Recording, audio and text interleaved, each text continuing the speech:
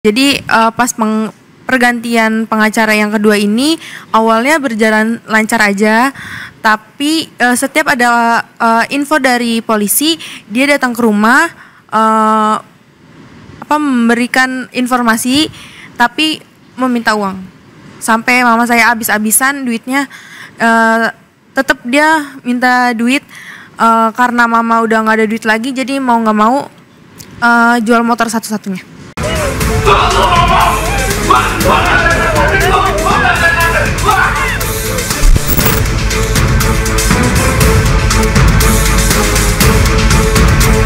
Itu langsung lapor ke Polsek Cakung. Ke Polsek Cakung. Rawamangun dulu. Rawamangun. Iya, tapi di situ emang nggak bisa nanganin karena. Oke, kejadiannya di Cakung. Akhirnya dirujuk ke Cakung.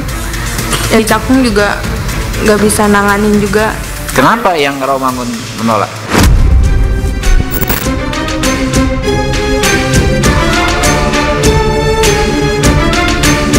Udah paham Tos ya? Udah paham nggak? Masalahnya udah paham?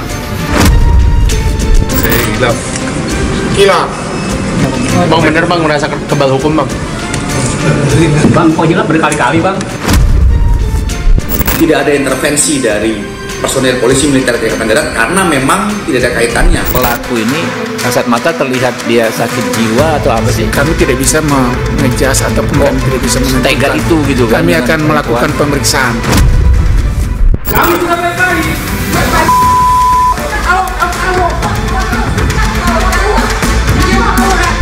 Atas nama pribadi dan keluarga memohon maaf yang sebesar-besarnya kepada Ananda Lutfi beserta orang tua.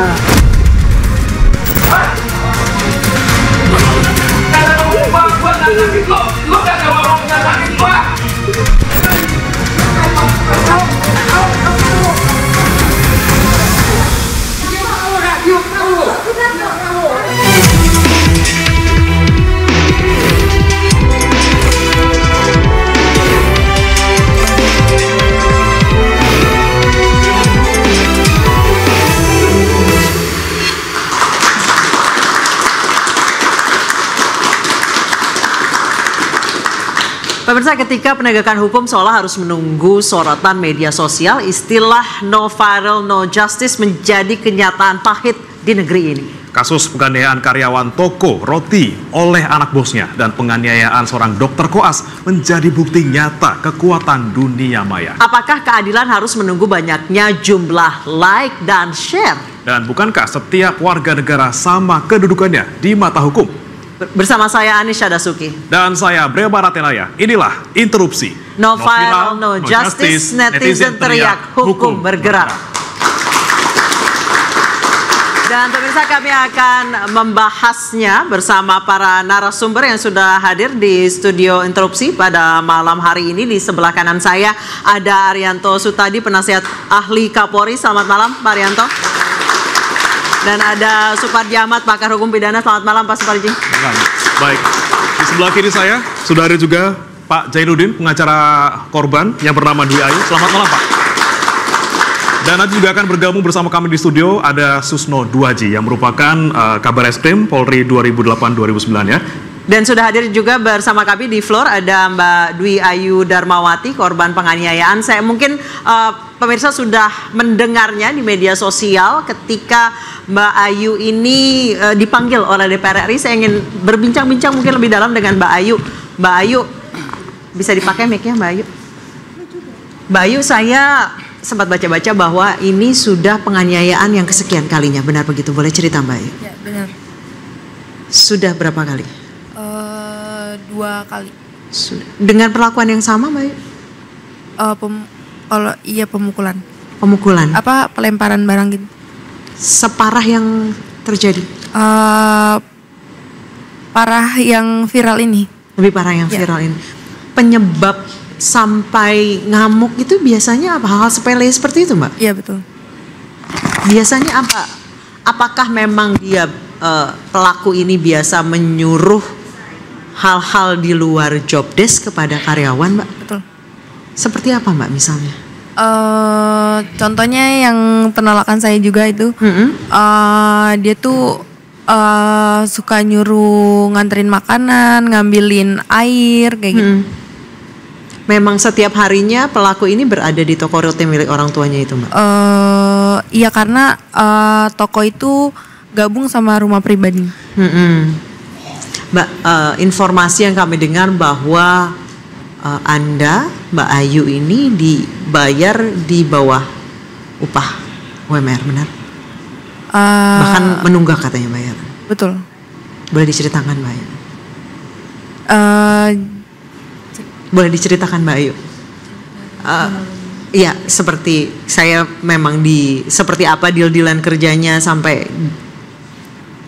Jadi kerja di situ tanpa ada tanda tangan kontrak, hanya tahap interview. Kerja berapa jam satu hari, Mbak Ayu? Karena di situ kekurangan orang, jadi saya setiap bulan selalu lembur. Itu kerja dari jam 6 sampai jam 12 malam. Sampai jam 1 juga. Jadwalnya cuma sampai jam 10, tapi karena kekurangan orang jadi jam 6 apa nih? Jam 6 jam pagi? 6 pagi. Sampai jam 12 malam? Yap. Lemburnya dibayar, Mbak? Lemburan dibayar, tapi kalau udah lewat jam nggak ada uang tambahan. Oke. Katanya sempat nunggak juga, Mbak, pembayaran? Gaji saya yang bulan Oktober belum dibayar. Itu setelah kejadian ya berarti? Ya. Terus kemudian Anda sempat bercerita ketika dipanggil oleh DPR bahwa itu kejadian tanggal 17. Betul. Anda lapor tanggal 18, sempat ditolak di Rawamangun, kemudian pindah ke Cakung. Cakung juga katanya tidak ditindaklanjuti. Di Cakung sepertinya dia tidak memadai ya di situ. Akhirnya dia rujuk saya ke Polres Jakarta Timur. Oh, di situ ditindaklanjuti. Yep.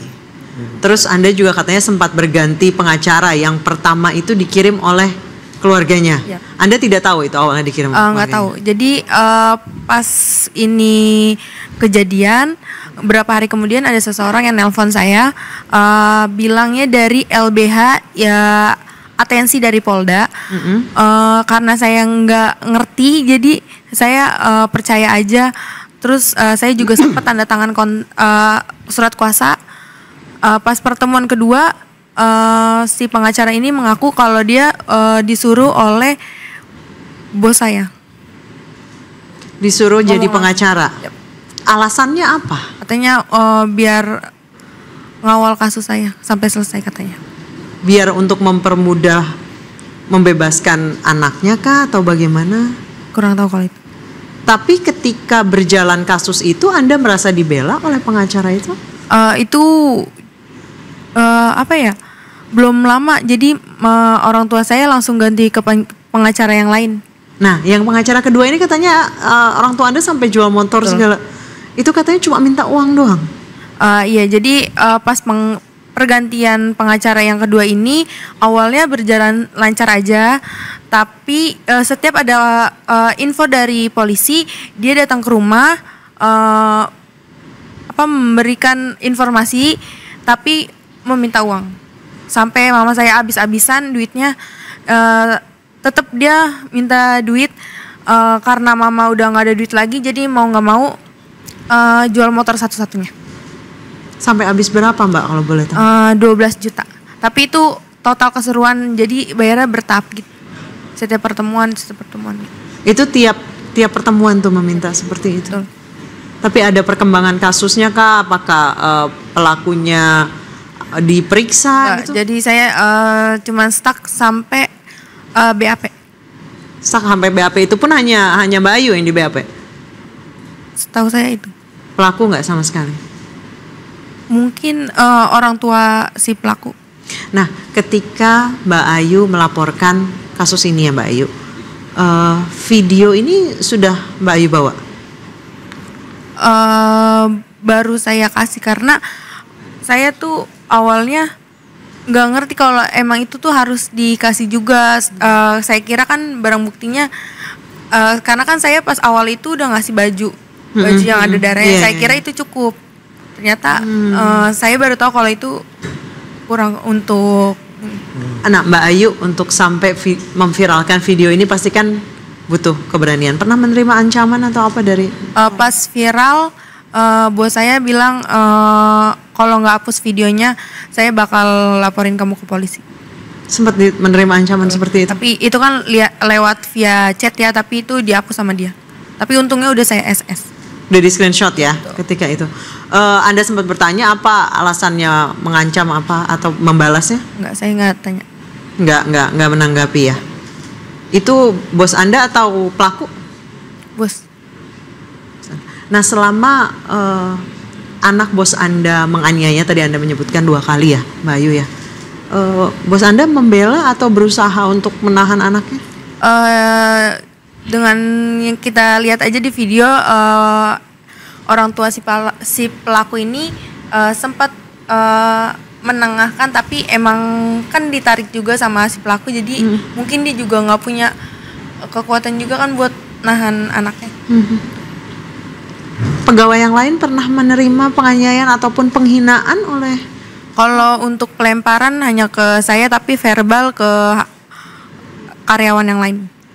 Memang sering seperti itu. Baik. Oke. Saya boleh ke Pak Arianto. Pak Arianto, begitu lama 1 bulan sampai akhirnya pelaku ditangkap, viral tanggal 13. Ya Pak. Ya. Benar, baru 13, baru kemarin ditangkap. Itu sebenarnya apa yang salah, Pak? Apakah memang no viral no justice? Ya, itu salahnya polisi. Salahnya polisi tidak segera menangani laporan yang disampaikan oleh rakyat. Kenapa begitu?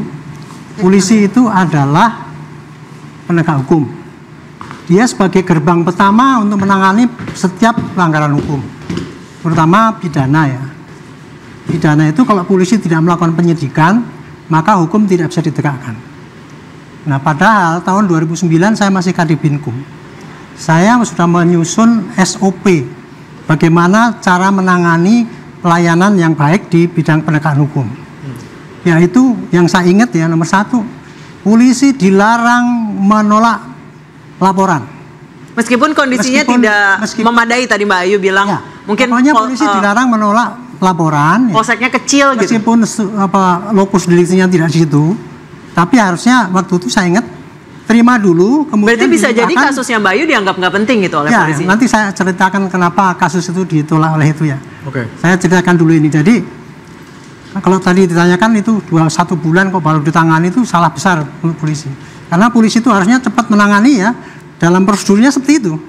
Menangani, dan apabila ada laporan ini nggak memenuhi syarat gitu, dia kasih tahu, oh ini misalkan lokus deliktinya sana, laporannya diterima kemudian diserahkan ke yang sana. Dan harusnya polisi teorinya yang menyerahkan, ya, bukan mempingpong korban ya. Ya, tapi sekarang yang bergulir ya, setiap orang laporan itu harus di SPK dulu, dicek dulu apakah cukup ini suatu pidana atau bukan, alat buktinya cukup apa tidak. Sekarang yang dilaksanakan oleh polisi di pelayanan terdepan gitu.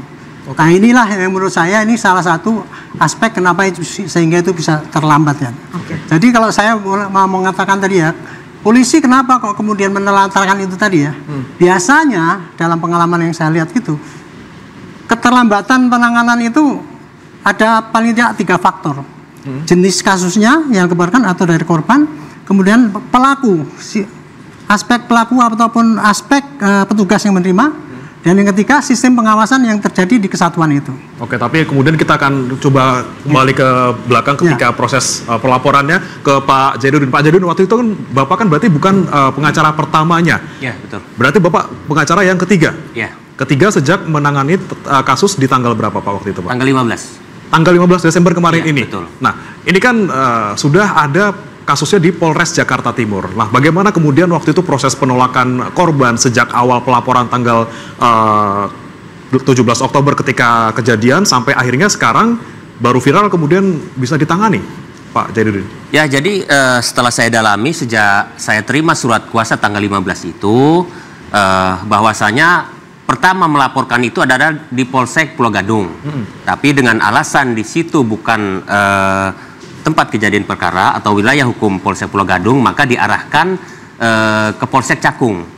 Ya, di Polsek Cakung pun Tolak demikian, juga. karena keterbatasan SDM, mungkin di sana tidak ada unit PPA, diarahkanlah ke Polres Jakarta Timur. Ya. Di sana pun di Polres Jakarta Timur laporan itu diterima hampir menjelang subuh. Oke. Ya, coba bayangkan seorang perempuan dengan luka yang selain luka sobek juga luka lebam. Ya. Ini layak sebenarnya harus dirawat saat itu. Ya. Karena keterbatasan finansial, dia terpaksa nggak ada gitu loh. Perawatan itu harusnya dirawat. Karena luka itu bahkan ada yang di dekat, mohon maaf ya, alat vitalnya seperti itu gitu loh. Oke. Karena seperti dalam video itu gitu loh, dengan membabi buta gitu loh. Makanya saya duga gitu nih, bisa aja diduga ada perencanaan untuk membunuh gitu loh. Oke. Tapi ketika Bapak dikasih surat kuasa di tanggal 15 Desember, waktu itu Anda melihat penanganan kasusnya dari awal tanggal 18 Oktober sampai sekarang itu mandek atau berjalan tapi lambat atau seperti apa, Pak? Ya, berdasarkan informasi dari kepolisian bahwa penanganan kasus itu sebenarnya sudah sesuai SOP dan secara profesional. Hanya dalam alat bukti itu, Ayu ini tidak menyertakan video yang sekarang viral itu. Nah, apakah butuh jempol-jempol netizen untuk mempercepat sebuah kasus? Kita akan kembali usai jeda, tetap bersama kami di Interupsi. Mas Isno, selamat datang Mas Isno.